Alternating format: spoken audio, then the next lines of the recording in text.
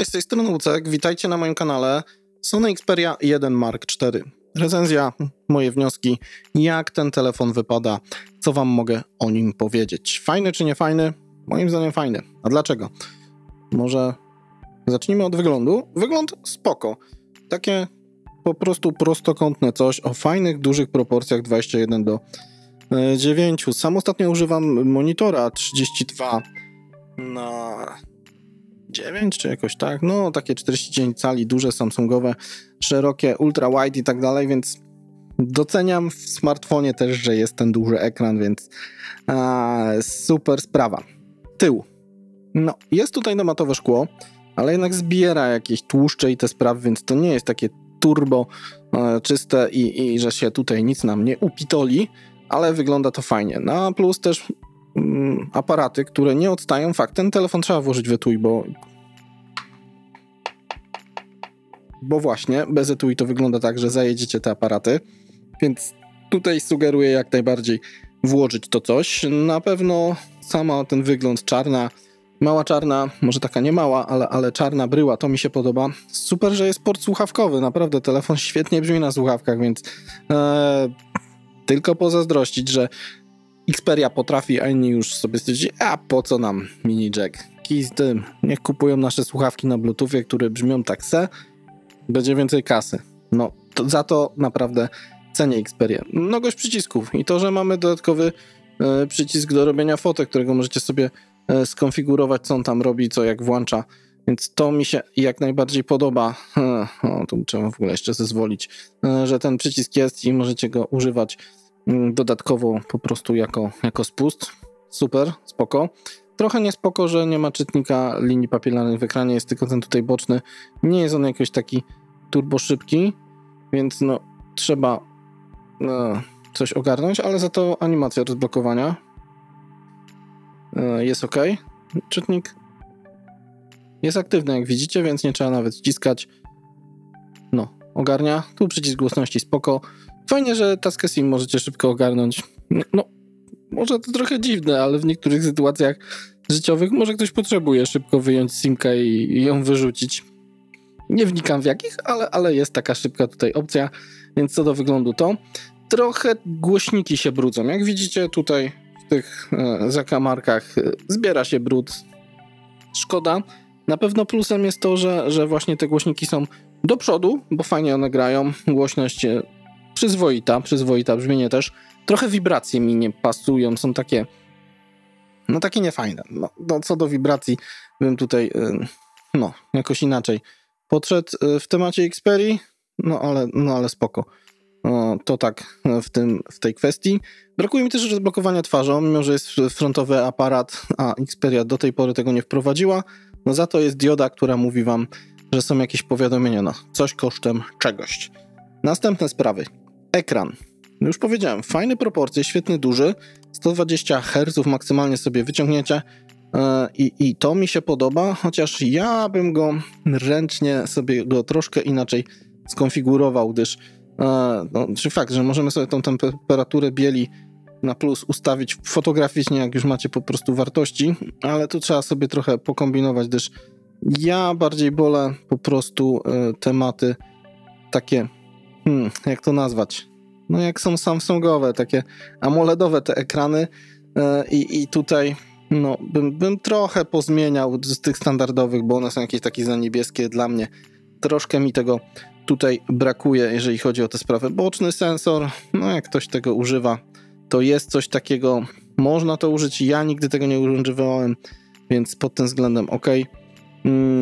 Więc ekranowo jak najbardziej myślę, że da się ten ekran fajnie ustawić i pod tym względem spoko. Też jest jasny. 1000 nitów robi.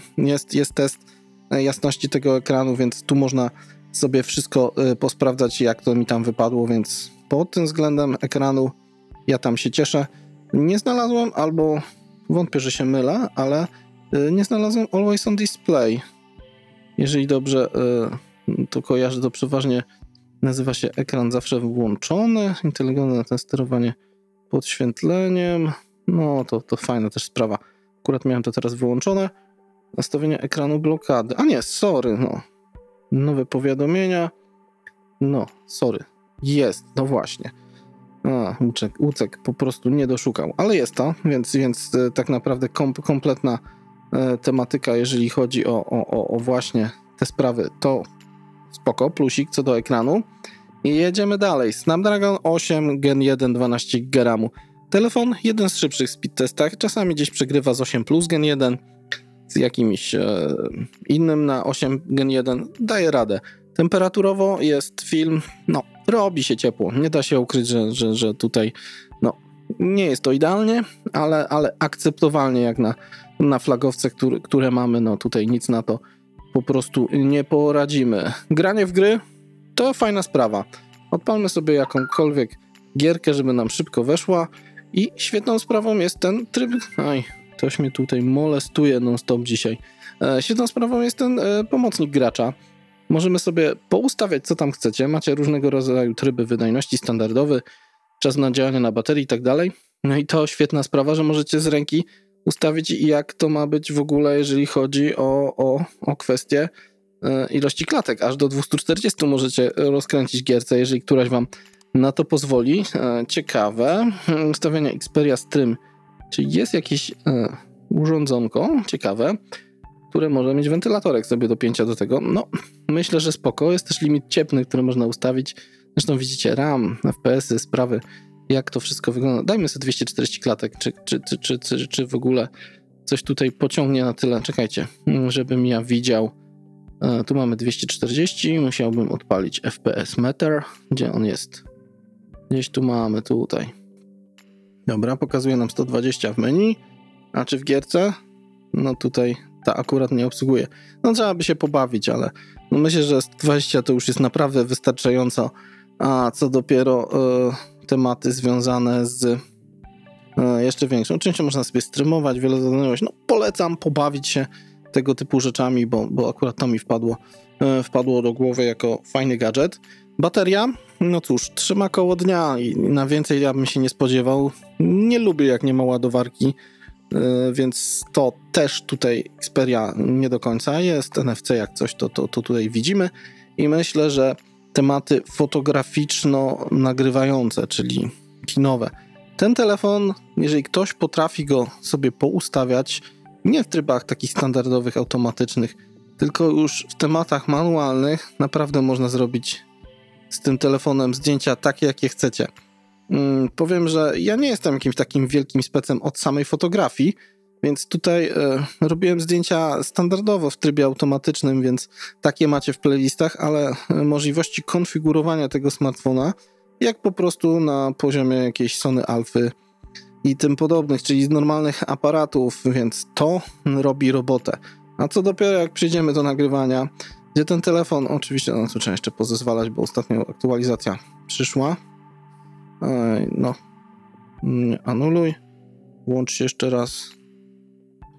No co jest, czekajcie. Musimy sobie wyłączyć pewnie parę rzeczy. Ciach. Oj, jak ja lubię, jak mnie bombardują powiadomienia. No, ale jeżeli chodzi... No co on? Raz coś zwariowała. Xperia, gdzie tu mamy? Włączmy obracanie. No, ciekawostka. Właśnie chwilę temu przyszła jakaś aktualizacja. Jestem ciekaw, czy to FPS meter robi problem, czy coś innego. Czekajcie, weźmy sobie go, wyłączmy. No, widzicie, czasami coś wszystko działa, a nagle coś wam nie będzie działało. No, dopiero teraz. No widzicie, była u góry apka, robiła problem. A jeżeli chodzi właśnie o nagrywanie już, no to jest bailando. Możecie robić co chcecie, możecie mieć 4K, bezproblemowo 2K. Co tutaj, żeby powiedzieć bailando. Chodzi mi o to, że ten smartfon też może spokojnie służyć jako urządzenie do nagrywania i nawet 120 klatek w 4K sobie zrobicie. Możliwości ustawień tak jak w każdej jednej profesjonalnej kamerze. Tutaj też możecie podziałać. Jeżeli chcecie, to możecie.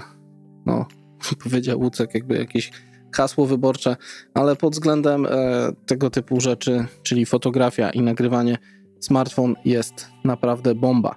Zdjęcia jakie robi? Jest tych trochę fotek nacykanych. Powiem wam, że są fajne. Powiem, nie są jakieś takie przesycone AMOLEDowe, bardziej żywe, jeżeli chodzi o normalne kolory. Szczegółowość jest dobra. Przy zoomach nawet da się coś zauważyć przy większych powiększeniach. Nie wypada on tak strasznie źle, chociaż wiecie, jak to bywa ze smartfonami. Czasami jest jakieś lekkie rozjechanie jasności przy zmianach obiektywów, ale mówię, tutaj zdjęcia to trzeba sobie ręcznie poustawiać. Jak to zrobicie, to jest bajka. Ja z racji tego, że testuję te smartfony, tak jak testuję, procedura jest zawsze taka sama, że robię zdjęcia w auto, ale co można więcej, to uwierzcie mi, tutaj naprawdę można więcej. Reszta spraw, dźwięk, granie, czy słuchawki i dźwięk tutaj naprawdę bardzo fajnie i samego telefonu brzmienie też jest ok. Biometria, jak już powiedziałem wam, działała dobrze. Cóż, fajny smartfon, naprawdę powiem wam, że warte, myślę, że zakupu. Nie jest to tanie urządzenie, ale naprawdę można się z niego cieszyć, w szczególności właśnie proporcje, ekran, mini jack, fotografia, nagrywanie, możliwość zastosowania tego smartfonu jako po prostu dodatkowy ekran przy nagrywaniu do podglądu. Naprawdę możliwości wiele.